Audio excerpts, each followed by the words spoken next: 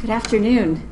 My name is Diana Waring. I'm the director of the Interior Museum, and it's my pleasure to welcome you today to our latest installment of our monthly lecture series. As many of you know, these lectures encompass a wide range of topics, historical, environmental, scientific, to reflect the diverse workings of the bureaus and the Department of the Interior as a whole, past, present, and domestic and abroad. A quick bit of housekeeping before we get started. On your seats, you'll find a feedback form. We encourage you to fill out these and deposit them in the tray that's outside the door there at the conclusion of the lecture.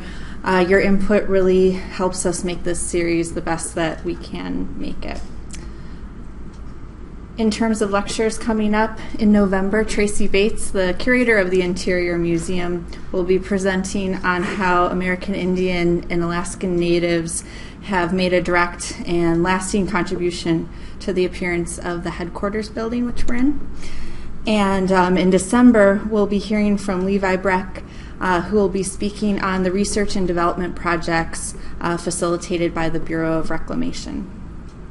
But turning to today's presentation, if you're like me, you watch in awe as natural events reshape our coastal areas and follow the news as recovery efforts are made to build back beaches and other displaced sand. Here to tell us more about where this sand comes from and the coastal projects that the Bureau of Ocean Energy Management supports is Dr. Jeffrey Reidenauer. Dr. Reidenauer is the Chief of Marine Minerals Division at the Bureau of Ocean Energy Management, or BOEM. He's worked for BOEM for nearly 5 years. Prior to that, he worked in the private sector managing the National Environmental Policy Act, or NEPA, and coastal resource teams supporting a variety of coastal and marine projects. He has a PhD in biological oceanography from the Florida State University and has published several peer-reviewed papers addressing the impacts and disturbances to marine benthic communities. Please join me in welcoming Dr. Reidenauer.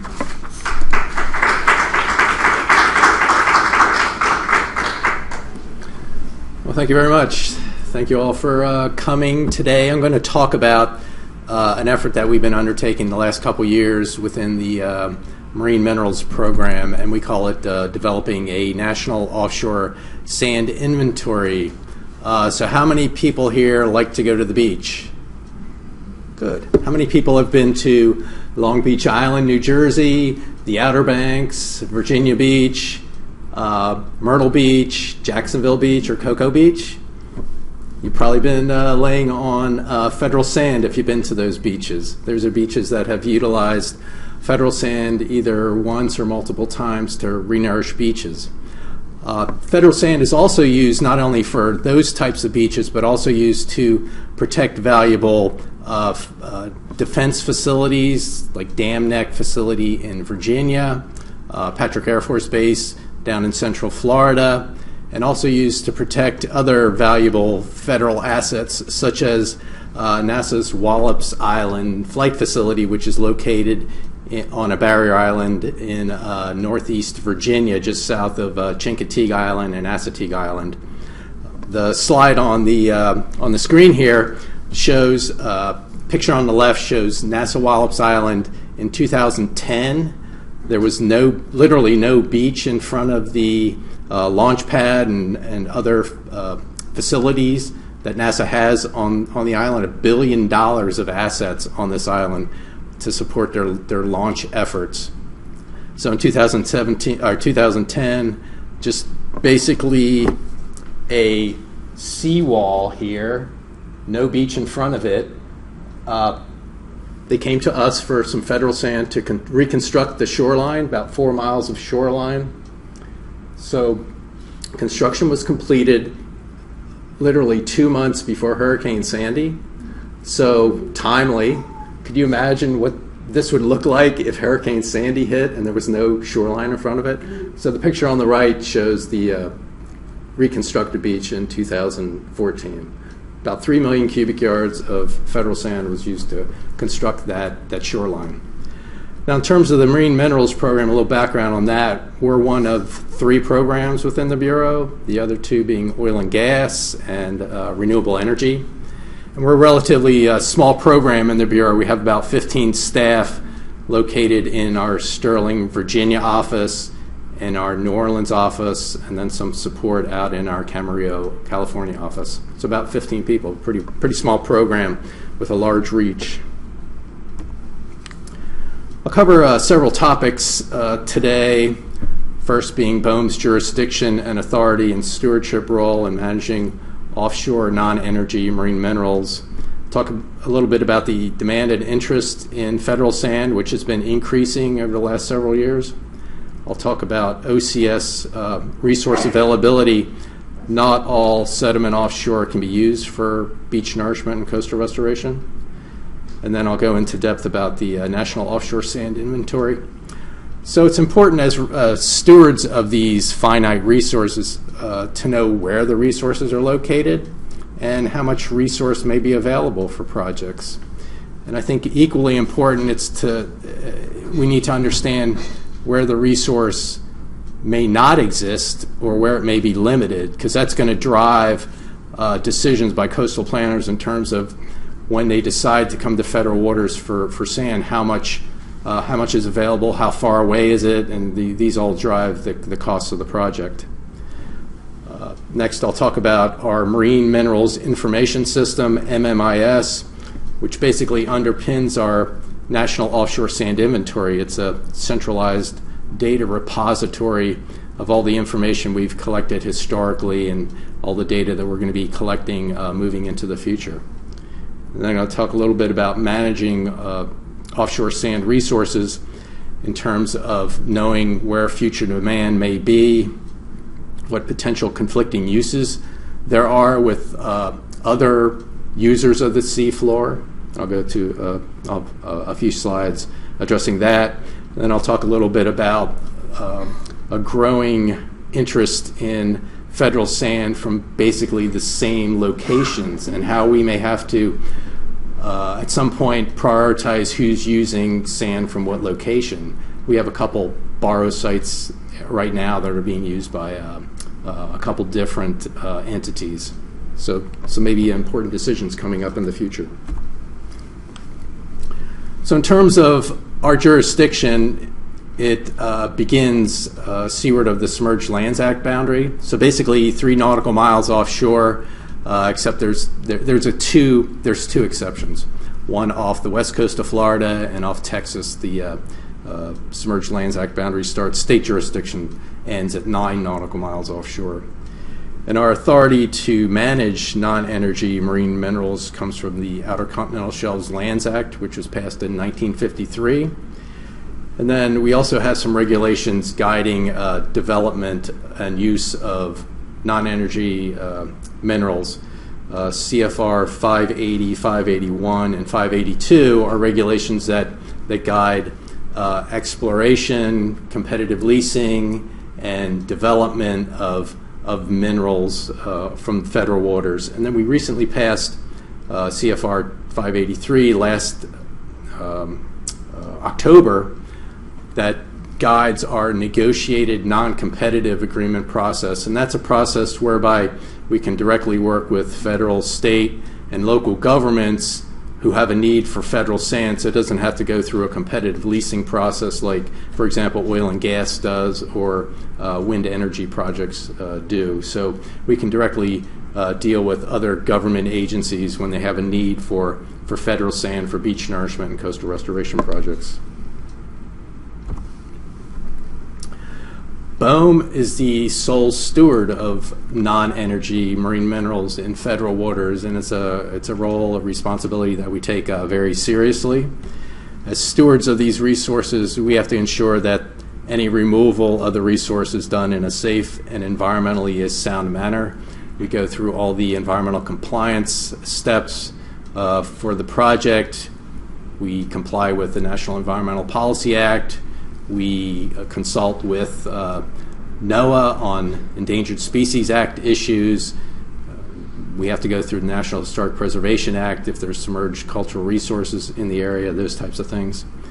And as a responsible steward of the resources, we need to know, as I said, where resources are and how much are available for projects. And I kind of look at this as kind of like a bank account, like your personal bank account.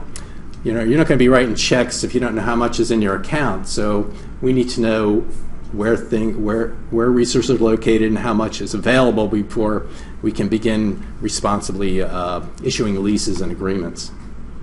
And then lastly, the department and the Bureau play a real critical role in shoreline protection projects because frankly, without material, these projects can't be built.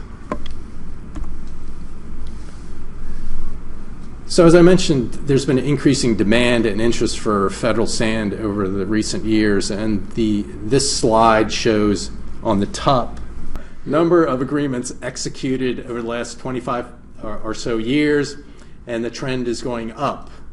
And the bottom part of the slide shows the amount of sand we've conveyed over the last 25 years, and that's going up also.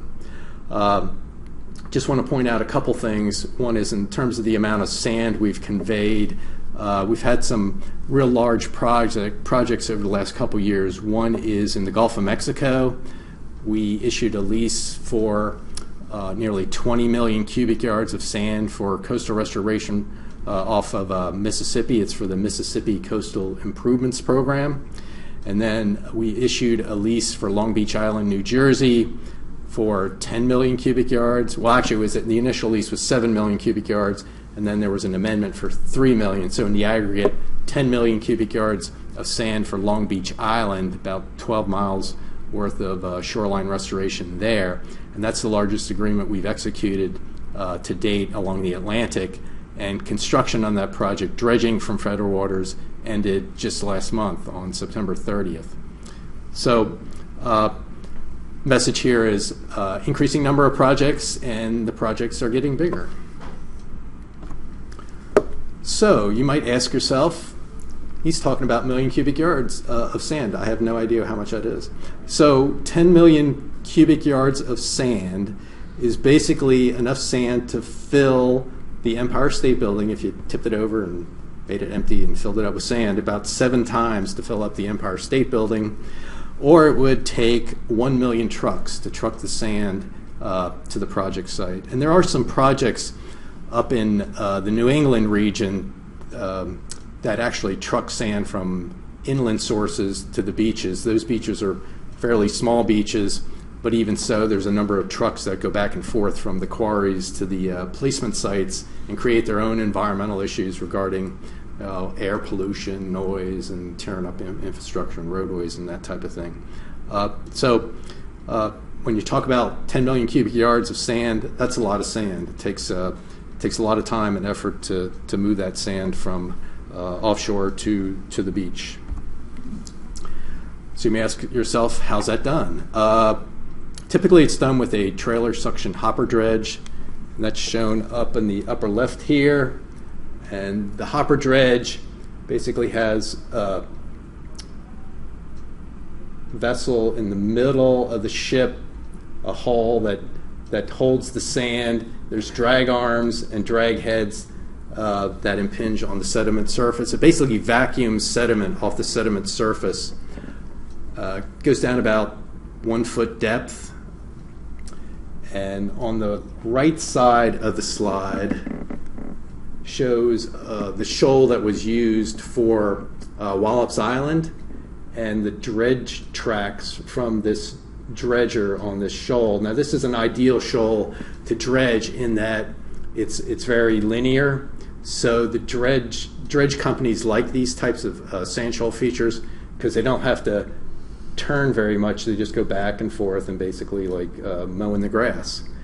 And then on the bottom part of the slide here, this is a cross section through the shoal that shows the depth of the dredge tracks. And typically we require that the dredger doesn't create big, deep pits when they dredge, but dredge with shallow dredge cuts to maintain some integrity of the sand shoal feature moving forward. So what is driving this demand, increased demand for federal sand? there's a diminishing amount of resources in state waters. Typically and historically, projects have used sand resources from state waters for a number of reasons, one of which is they're closer to the placement site, so dredgers don't have to transit that far. So that drives, when ships have to transit a long distance, it increases the cost of the project. There are environmental concerns with dredging, however, close to the beach. As I mentioned, a lot of these features are sand shoals and sand ridges.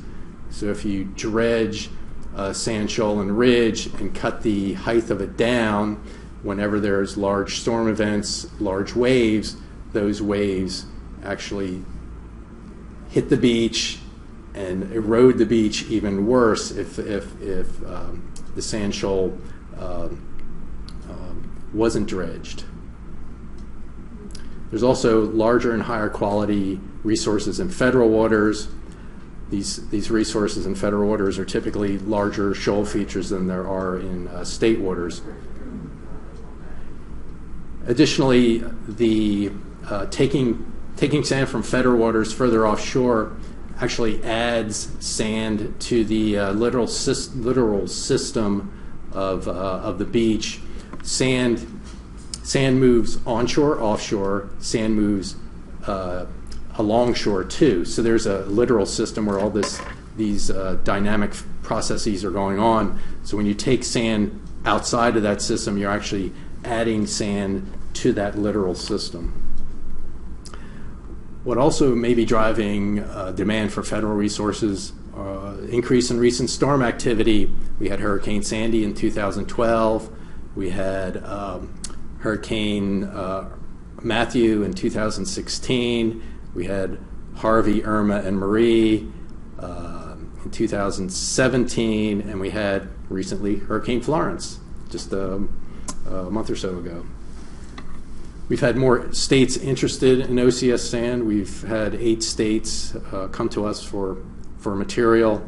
We've issued 54 negotiated agreements to date in 8 states, most recently in New Jersey and Mississippi, as I mentioned earlier. And then we know there's going to be requests coming from New York and Delaware in the next couple years, and there may be others that are going to come to us for material for their projects. Now, the seafloor is not a beach. And what do I mean by that? You stand at the shoreline and look over the water, and you think, oh, there's an infinite amount of sand out there. Why are we worrying about this? Well, a couple things. All the sediment offshore isn't the same. All sand isn't created equal. Sand has to be compatible with the beach the sand from the federal waters has to be compatible with the sand that's on the native beach.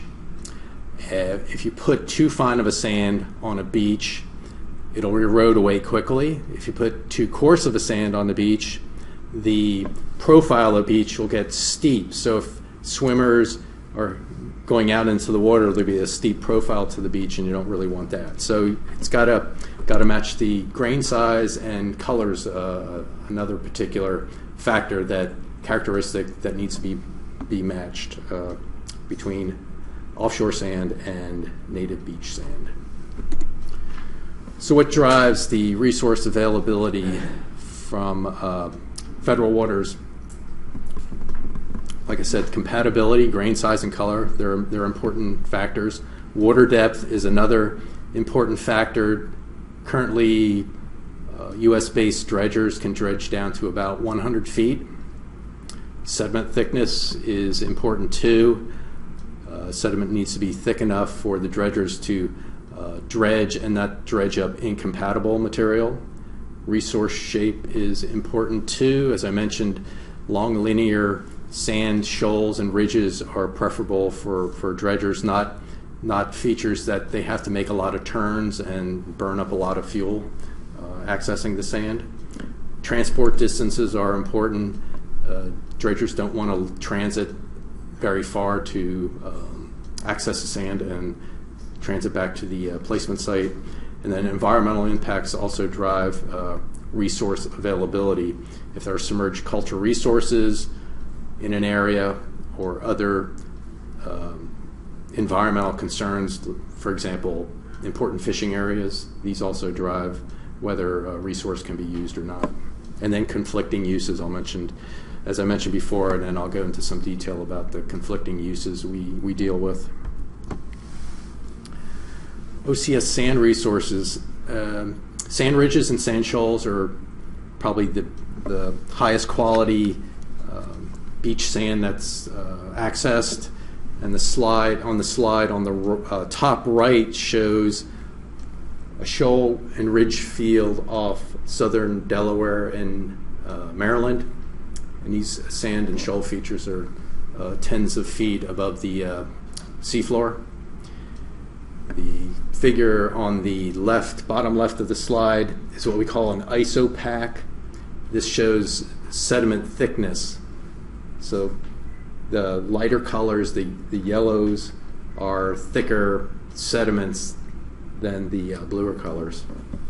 These are tools that we use to determine how much resource may be available. Another feature that offers sand for projects are paleochannels. And paleochannels are basically rivers and streams that are inactive on the outer continental shelf. This shows paleochannels off of Delaware. And so these features, as sea level rose, they filled in, and a lot of times they filled in with sand, and these are areas that may also have resources available for projects. Paleochannels in the Gulf of Mexico have been used for projects, not so much along the Atlantic, but in the Gulf of Mexico. But these are another source of potential sediment. Now, we're developing, as I mentioned, a National Offshore Sand Inventory to determine where resources are located, how much is available. These are finite resources. And we work a lot with federal partners, such as the U.S. Geological Survey. We work with the Army Corps of Engineers, not only on specific projects to access sand and place sand, but also they have a significant amount of data that we access and coordinate with them on in terms of building this inventory. We also work a lot with our state cooperative agreement partners. We do some data collection on our own. As a result of Hurricane Sandy funding, we were able to collect data, geological and geophysical data, with what we called an Atlantic Sand Assessment Project, where we collected information from Massachusetts down to Miami. And that project was a little over $6 million. Sounds like a lot of money. However, it's a big ocean. We were able to collect some reconnaissance level information and some more detailed survey information on data gap areas that we identified, along with our state partners, some priority areas that we identified next to potential need areas and areas that we didn't have any information on. So that's in our inventory. We also have information from our specific project and leases. We require bathymetric surveys be done prior to dredging and then after dredging, so we have that data. We have an environmental studies program within the Bureau that marine minerals projects are funded through, and we have information to inform the inventory through that. And the inventory is really important for us to identify future data gaps so we can focus future efforts on filling those gaps and then prioritize areas for future assessment. So as I mentioned, it's important to not only know where the resources are, but also document where they aren't or limited. So here's a specific example off of northern New Jersey. Sandy Hook at the top here and Asbury Park at the bottom here. New Jersey has typically used in this area Seabright Barrow area, which is in state waters. Here's the federal and state jurisdictional line. So this Barrow site had a capacity of 87 million cubic yards. About 31 million cubic yards has been dredged to date. However, there are issues with munitions offshore in this particular area. Actually, World War I and World War II munitions. So the dredgers use dredge screens on the drag heads as it's extracting sand from the sediment surface, so that they exclude entrainment of the munitions into the dredge. So it also excludes larger rocks and shells and things like that.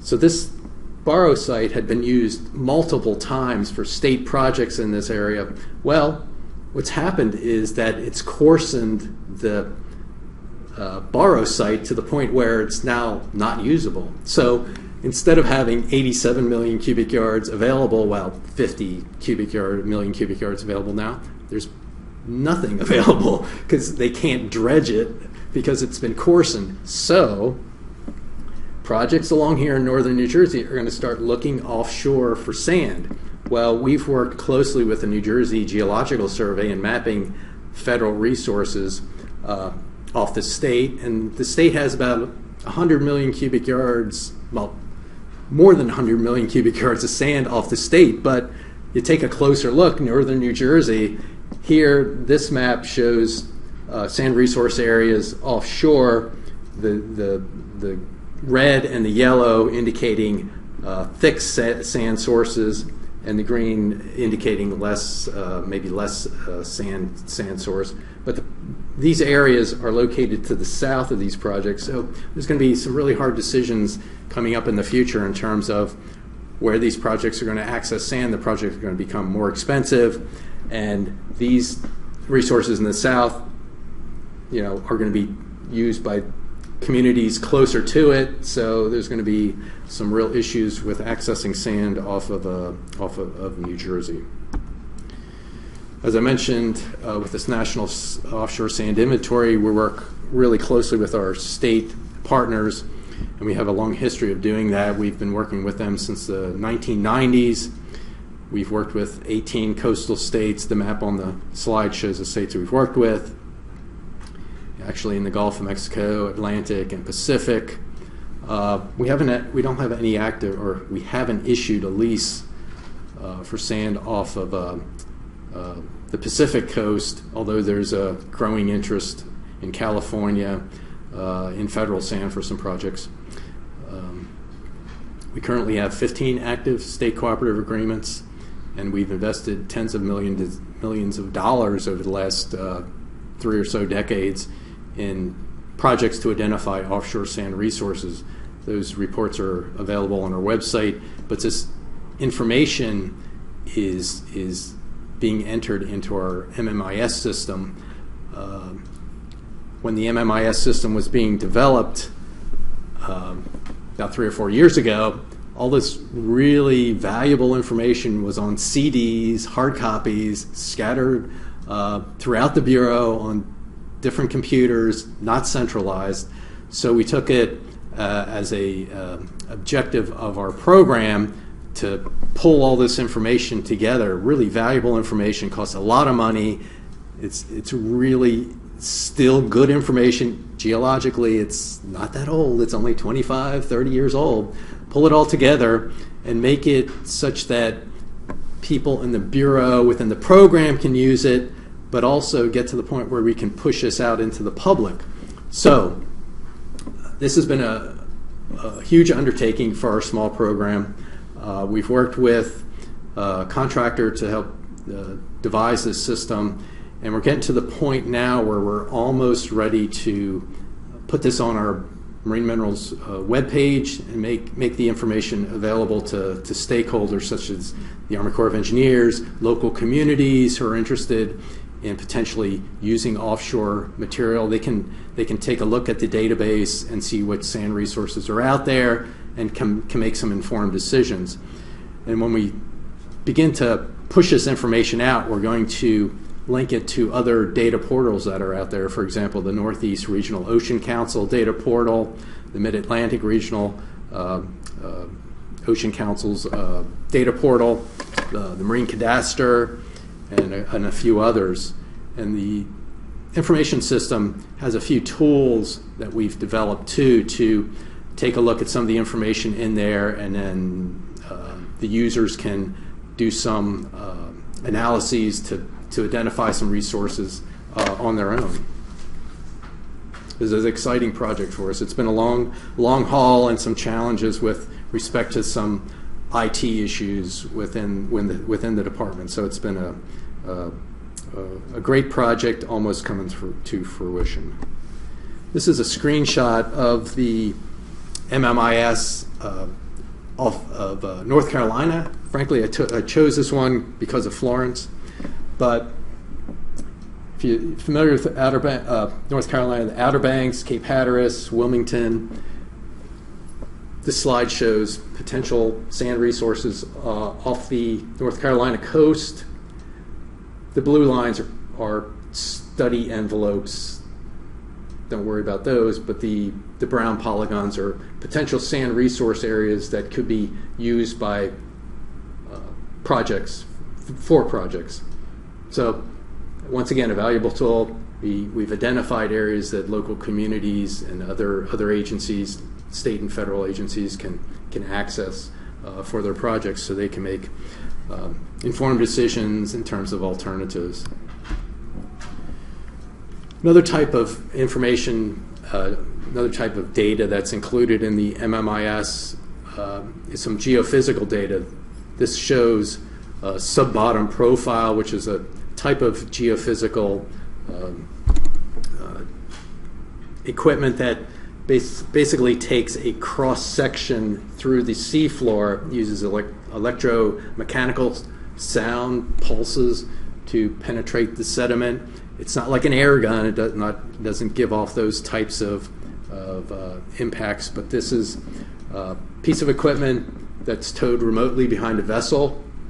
And as you can see, with this information, our geologists can take a look and make an estimate of how thick the sand lens is in a particular area. So this is the sub-bottom profile here on the top. The bottom part of the slide shows the track lines off of North Carolina, and the blue line here is actually the track line for this sub-bottom profile. And then associated with this in the MMIS, we have all the associated metadata and all the other information associated with that particular track line. So a lot of information.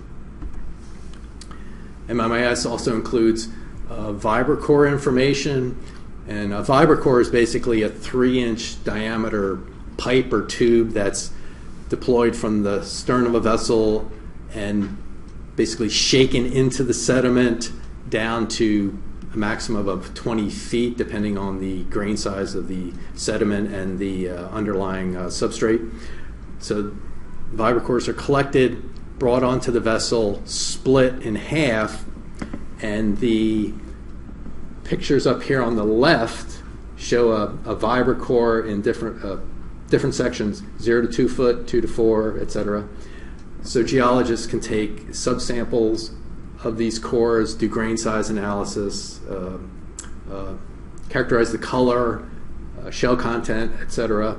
So all this information, including the photos and all the associated data and reports, are linked to our MMIS. And I have a picture here of a vibrocore on the stern of a vessel. And the vibrocores that we collected with the Atlantic Sand Assessment Project that I mentioned previously, we collected nearly 200 vibrocores off of the Atlantic coast, as well as nearly 5,000 kilometers of geophysical information. The vibrocores are actually housed now at the Lamont Doherty Core Repository, which is located in Palisades, New York. And the neat thing about this is that they're available for other researchers or other people that may have a project in a particular area that they want to do some more detailed surveys. They can go to this core repository, access the cores. They can also go on the Lamont Doherty database and check out all the great information that's associated with them.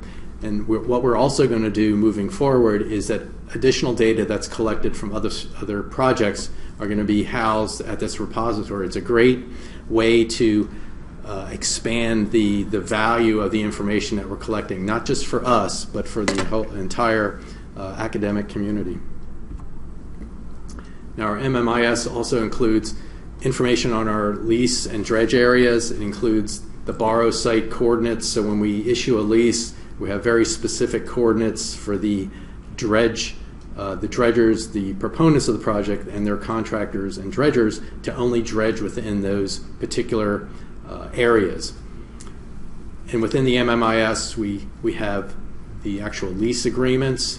We have monitoring reports like pre and post dredge surveys. So all that information's included in our MMIS. And another great thing about the MMIS is that it has standards for data that's inputted into it. So moving forward, we let our project proponents, when we do studies and field surveys, we have standard data collection. We have data standards that we're writing into contracts. So when we get the data, it's easy to plug in. We don't, not like historic data, sometimes it's hard to pull out all the metadata and everything to get it into the system. But moving forward, that'll be a much more efficient process. Now, another important thing with regards to the offshore sand inventory and the associated MMIS is that it helps us deconflict with other users of the seafloor. Now, who else uses the seafloor? Fiberoptic submarine cables lay and connect U.S. to Europe, for example, U.S. to the Caribbean, South America, etc. And then there's also electric transmission cables from potential offshore wind farms that are going to come onshore, other cables, offshore cables that just transmit electricity from one point to another. There's oil and gas pipelines and platforms in the Gulf of Mexico. There's fishing areas, and there's potential other mineral mining that may occur, for example, aggregate material for building highways and oil and gas islands up in Alaska, that type of thing. So there's other users of the seafloor that we have to be cognizant of, and having this information, knowing where the resources are, we can deconflict. So this slide shows active and inactive submarine fiber optic cables off of New York and New Jersey. It looks like spaghetti, doesn't it? We met with this is from the North American Submarine Cable Association website.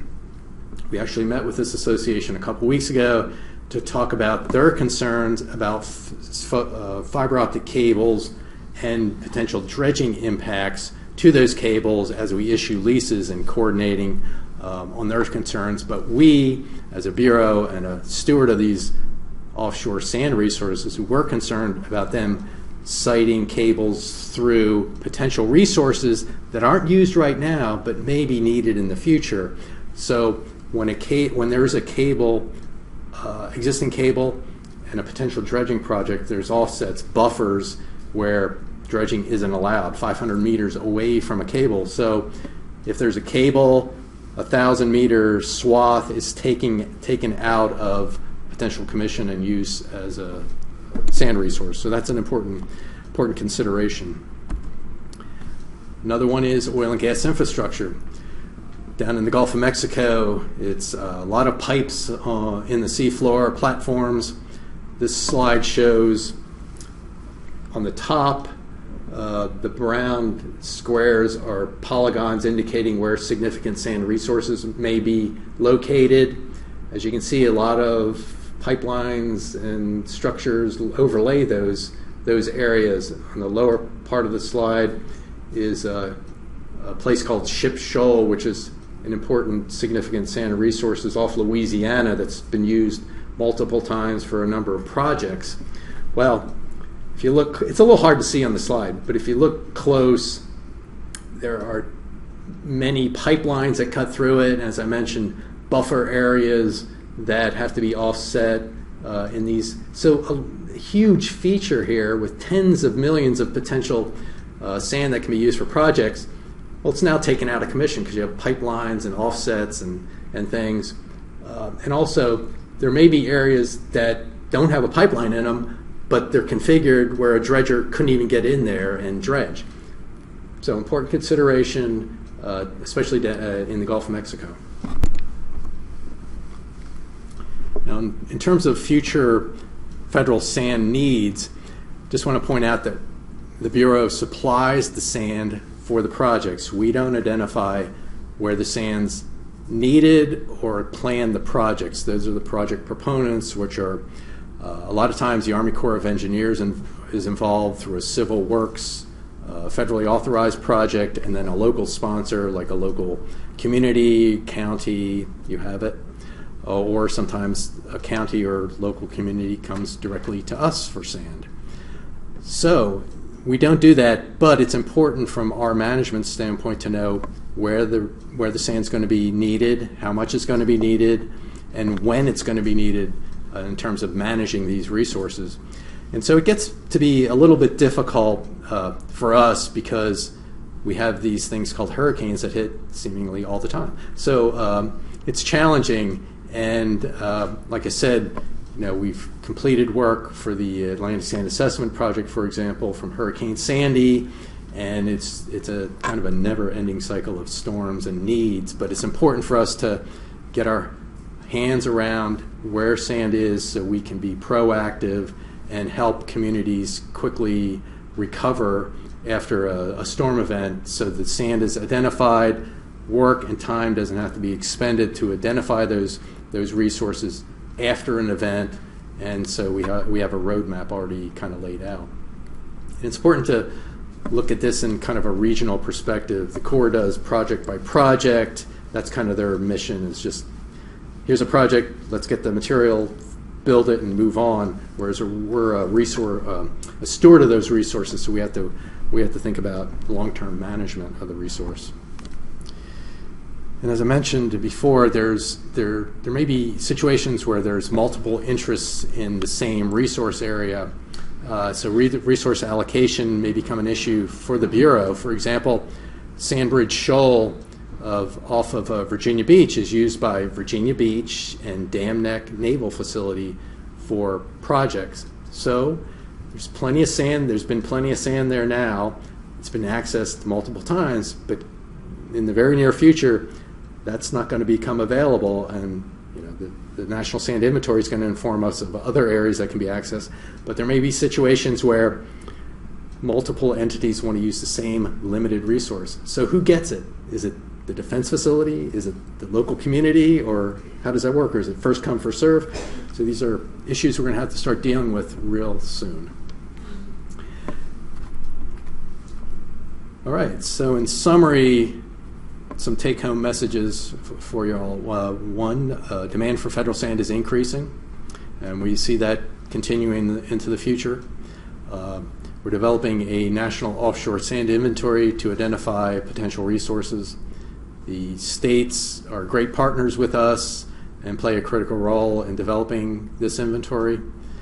The Marine Minerals Information System, or MMIS, underpins this inventory, has all the information into it, and it'll allow us to be the authoritative data source for offshore sand resources. So somebody wants to know what's offshore in terms of sand for potential projects, they come to us, we have the information.